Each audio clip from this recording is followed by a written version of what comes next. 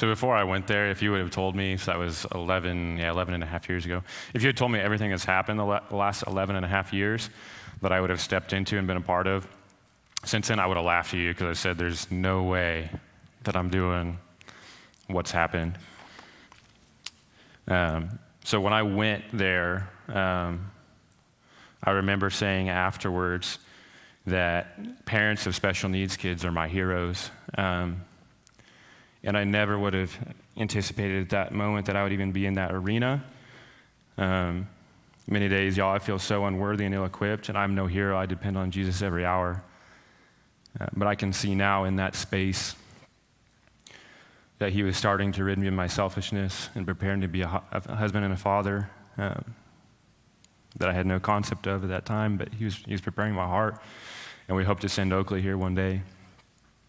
She can go when she's 8. She's 3 right now, so we've got some time to see if that's a possibility. John 9, 1-3. As he went along, he saw a man blind from birth. His disciples asked him, "Rabbi, who sinned, this man or his parents, that he was born blind?" "Neither this man nor his parents sinned," said Jesus, "but this happened so that the works of God might be displayed in him." When I think about Barnabas, this is where my mind goes, because a lot of times we just don't get it, y'all. We don't get it. We question, we don't understand. What we question, we don't understand, he uses for his purpose, and it is powerful. A year ago, when we got Oakley's diagnosis, a lot of people told us they're sorry. I'll be very clear, I'm sorry for nothing about who she is, because that's who God has created her to be. All these kids that go to Barnes, I'm not sorry for anything, because what they display is so much more powerful than we can even understand.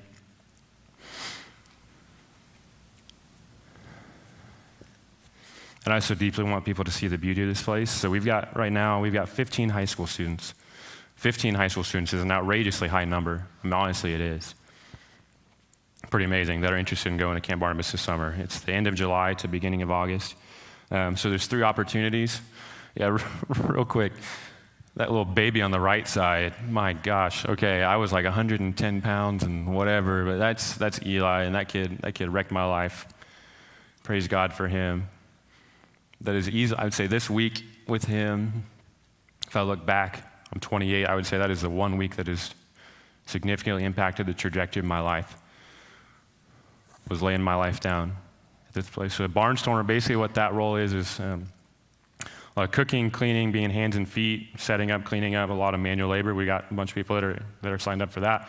A counselor is what I did, so 16 to 28, so college students, that's open to y'all. Anyone that's 16 to 28 range is where you get paired up one-on-one with a student. Yeah, about 15, 16 hours a day, you're with them. Every need that they have, you're taking care of. And then adults, I'm talking to y'all too, because if you're 29 plus, basically be a cabin parent, which means you get to help and kind of be a floater and assist with different stuff. But you're not actually sleeping in the cabin, one-on-one responsibility. You kind of get to be an overarching support. And so that's what I got to do this year. So for these 15 kids that go, I got to be that role, which is going to be awesome because I got to be a little bit a part of everything. So I get to see a big picture and get to encourage our kids that go. And there's a lot of reasons why people would say no to an opportunity like this, and I get that. It's not for everyone. I understand that. But this place will wreck your heart like you can't even comprehend. So if you are at all interested, come on. I'd love to know. It's amazing how before this week, when I'm talking about pride and selfishness, it's amazing how it was such a struggle for me to say yes to opportunities. And now my biggest struggle is saying no, and Lauren can laugh about that because it's hard for me to say no. Man, I went pretty hard this last year. It's very hard to say no right now. I'm getting better at that, though. All right, so I'm going to close with a spoken word. So this one is a lot different than ones that I've typically done. You'll still hear the gospel, but I'm challenging the heart. I'm challenging my own heart with this one. Too often I have used those excuses to hold back and to not give in my life. Sometimes I look at what's going on in the world. It's like, man, church needs to step up. And then I look at my own life and do some examination on me, and y'all, I need to step up. So freedom to hold me accountable. And I always have to clarify before I do one of these that I'm not rapping. Caleb and I actually, so before the last one I did this, Caleb and I actually did 3 raps this summer. and one of them was decent, the others were all right. But that's comedy. I mean, this is a lot different than that. So as I read this, the words will be on the screen. You can follow along, you close your eyes and listen to the words, whatever works for you. It makes no difference to me. Reflect on the truth of who Jesus is through this. Who are we really serving if we're only serving ourselves? Here today and gone tomorrow, pointing to ourselves is more like missing the point. Because Jesus, you laid it all down for the sake of those who will never be worthy of a crown. Undeserved, but yet you did it anyways. Your grace offered for free, I'll run to that any day. And I can't see anything when I don't look beyond myself. Jesus, rid me of myself. I have nothing else to offer but you. No searching or striving. Your gospel is true. And because you're true, you're worth following. When the world said we're not good enough, Jesus, you stepped in and you said that we are. What if our lives aren't all about what we can get, but instead about what we can give? And what if by giving, what we get in return is the greatest gift of all? I'm not talking about stuff, Lord, I'm talking about knowing you and being known by you. Jesus, you don't just give us everything we want, because more often than we would admit, what we want isn't you. What can you do for me? Well, Jesus already did it. The debt is paid. Condemnation and shame have no place when our purpose is in the one who conquered sin and death. What we want is short-sighted. You see past that and you still desire us. Jesus, why do I hold on to my life so tightly when you gave of yours so freely? You said when we serve the least of these that we have served you. Will Jesus forgive me when I have walked right past you? I have seen opportunity to give him my life and yet still chose comfort. I still choose what I know will hold me back. Going through the motions isn't really going. Lord, revive my heart. If it's beating, may it be unto you. Where I go, I need you to go before me, because in my flesh, I'm on an aimless path right back to myself. And that doesn't last, but yet you still offer grace. You see my failure and willingly stood in my place. So whatever I have to give, may I be reminded that it's all yours anyways. Life is a gift. There's nothing of ours that isn't from you. So may we give of our lives because we actually want to. What if our busyness doesn't run us in a circle, but had us running after your heart, Jesus? And what if we were more concerned about your will than our preferences? I know it's easier said than done, but I can see it. I see your kingdom at work all around. I see it in the hearts of your people. Jesus, I see you when I see what's different than the world. So Lord, meet us where we're at.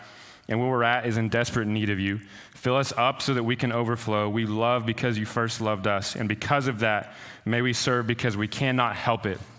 Serve our families, serve our neighbors, serve our community, serve the outcast, serve the unloved, serve those that don't love us, serve those that reject us, serve those we are divided against. And in all of it, serve unto the King of Kings. When we serve, we reflect to the world who you are, Jesus. You served and you suffered and you died for us. Nothing we could ever do will earn what you've done, but still let's give away our lives. We own nothing and owe you everything. Lord, take our feeble efforts and may your will be done. So Lord, as we think about what it looks like to give away our lives, may we look to you. We can't do this on our own. Jesus, you're so worthy of all this.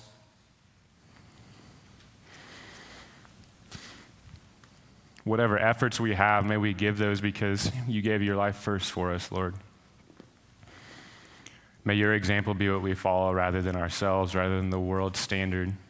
Because what you're doing in the hearts of so many people around this world doesn't make sense to the world, and it wants to reject people and who you are and in you alone, Lord. When you walk into the room, things look different, and you served up until your last breath. So may that be what's on our hearts and our minds as we go throughout our daily routine when we're looking for ways of how can I give away my life. Lord, they're there if we're willing to look. May we have eyes to see. May you empower us in that. And may we be transformed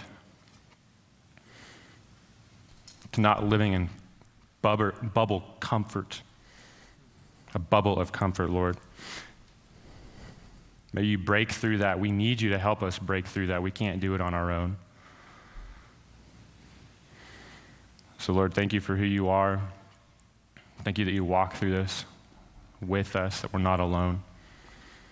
We love you, Lord. Amen.